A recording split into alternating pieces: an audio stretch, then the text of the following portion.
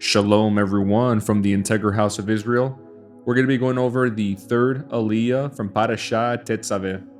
I'll be reading today from the book of Exodus, chapter 28, verse 31 through 43, and I'll also be reading from the book of Matthew, chapter 5, verse 13 through 20.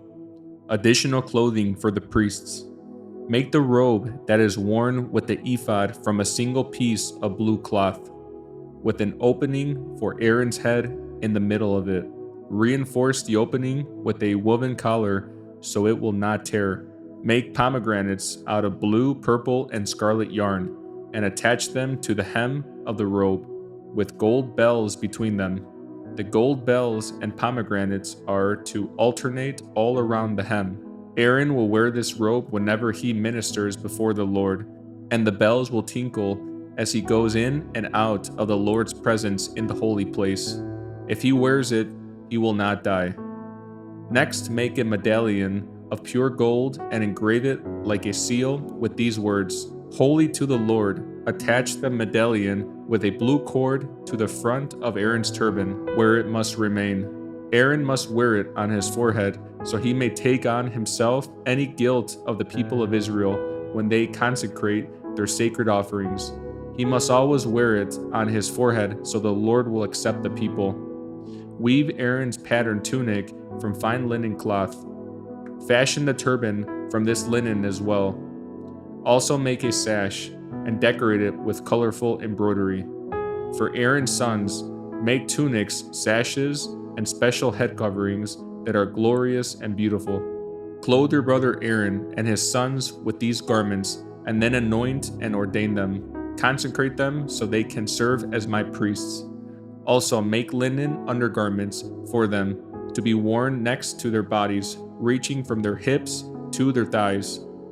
These must be worn whenever Aaron and his sons enter the tabernacle or approach the altar in the holy place to perform their priestly duties. Then they will not incur guilt and die. This is a permanent law for Aaron and all his descendants after him.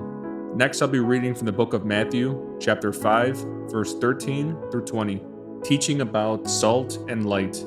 You are the salt of the earth, but what good is salt if it has lost its flavor? Can you make it salty again? It will be thrown out and trampled underfoot as worthless.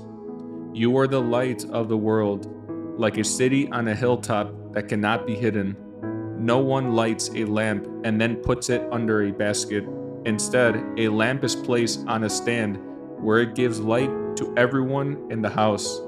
In the same way, let your good deeds shine out for all to see, so that everyone will praise your heavenly Father. Don't misunderstand why I have come. I did not come to abolish the law of Moses or the writings of the prophets.